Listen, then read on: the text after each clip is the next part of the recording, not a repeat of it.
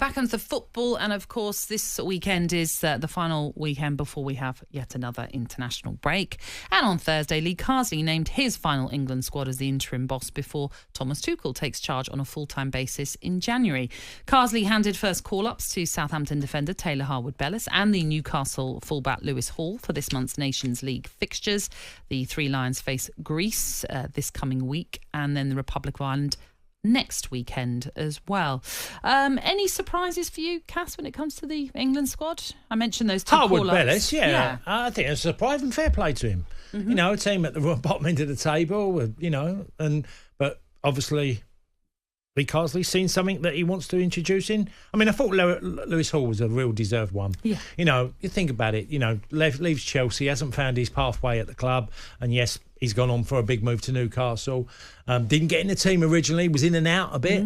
Looks like a firm fixture now. Done really, really well. Against Arsenal. The two fullbacks, wouldn't they, against Arsenal were brilliant. And, yeah, he deserves it. Fair play to him. You know, this is what people always argue for, is that, look, if you're playing well and you're doing it at your club, you can get called up, and he has, so fair play. Yeah, I know Lee Carsley has obviously worked with Harwood-Bellis before in the under-21 setup. He was his captain as well for a period, and he spoke very glowingly about him. And it's yet another squad that has a lot of members that were part of the under-21 squad when Lee Carsley was in charge. Of course, he's going to go back to that role as well. He did mention that in his press conference. I think there are 8 members of the squad who won the European Championships in the under-21s who are in this England senior side.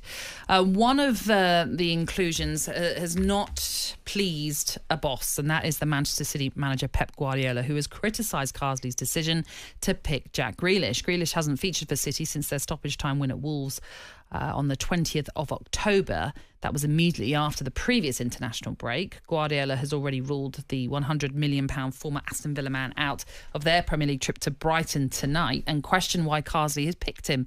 Before we get your thoughts, Cass, take a listen into this brief exchange with a journalist yesterday. Did Lee Carsley contact you about Jack or picking Jack? No. And are you surprised he's been picked? It's his decision. He 70 days, didn't train once. Today was the first training, he trained 20 minutes. So this is a reality. Yes, maybe a very short and sweet response from Pep Guardiola. Yeah. I mean, this is what happens quite a lot. We see it in international football with squad announcements. They name as best a squad as they can.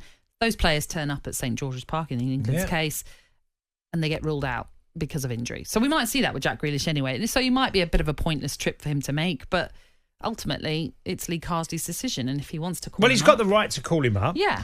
And he's got the right for the medical team to take a look over him. Yeah, assess him. Just have a look, see where he is. And if he's not right, I'm sure Lee Carsley will send him back. I don't quite get what Pep's point really is.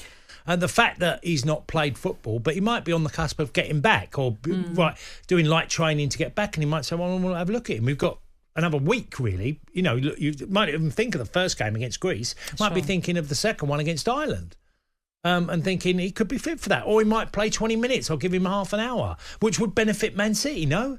Well, if it is, as you say, just a little run out. If he says to him, I think he might need half an hour, might get half an hour in a game. I don't really see the big deal. Look, is it a coincidence Man City are having a bit of a difficult time and then Pep suddenly had a little bit of a dig back?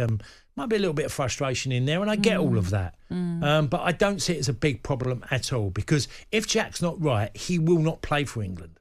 Yeah. I just don't see that. But you also feel as though Lee Carsley would have done his homework to know that he is ready enough to be involved. Now, I say that with the caveat of course, he could turn up and they do rule him out. But you wouldn't call up someone who is flat out not available because they are completely injured. No. So there has to be a reason as to why Lee Carsley feels he's fit. Yeah, well, he hasn't, by the sounds of it, made the call to the manager. Yeah. From what we're getting. So there's obviously a little bit of beef somewhere in there that maybe Pep's a bit angry about something, and he's just rattled him a little bit by calling him up. But he's got the right to call him up, and if he isn't fit, he heads back to Man City and carries on with his treatment and his recovery.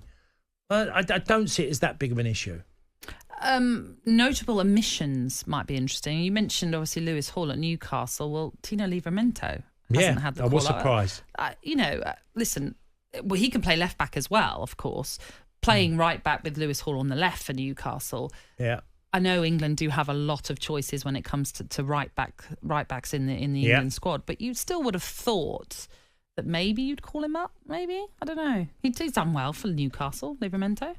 Well, he hasn't done anything wrong. He's a promising young player, and if you look at, the question marks over Kyle Walker of how much longer he's got of an England future, he's been a fantastic right back for England. He was Gareth Southgate's always number one choice. Nearly, he was all in on Kyle Walker as his best right back. With that, you look at Reece James, who's just come back as well. It's too early for him, obviously, because he's only played a few games for Chelsea.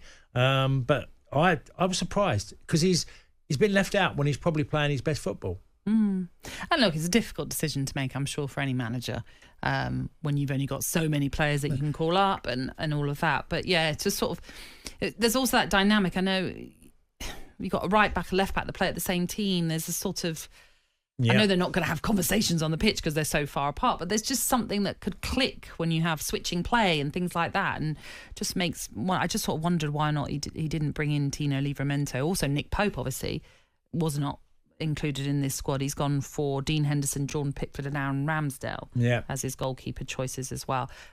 It's always a difficult one when it comes to squad announcements because you're never going to get it 100% right because not everyone's always going to agree with those decisions. You're picking on an opinion, and his opinion is the players he's put in front of everybody this is my squad. Have a look at it. Other names as well. Morgan Rogers. Yeah, I'm sure when Thomas Tuchel takes over, there'll be a few of these that will be out of the squad. And James Maddison, likewise, not involved. Well, James has had a difficult one because he's found, I was at the West Ham game where they lost 4-1. Postecoglou decided to make a change at half-time. He came off, he got very angry, but he's been in and out of the Spurs team. There was a lot of number 10s, potential number 10s. So, difficult one. Difficult one for him.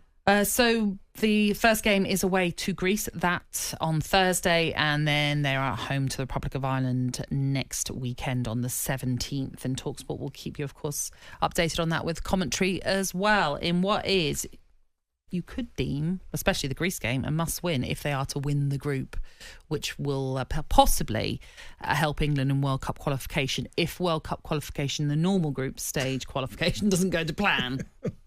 Anyway, that was all down to the playoffs, etc., etc. On AM, on DAB, via the talkSPORT app and on your smart speaker. talkSPORT.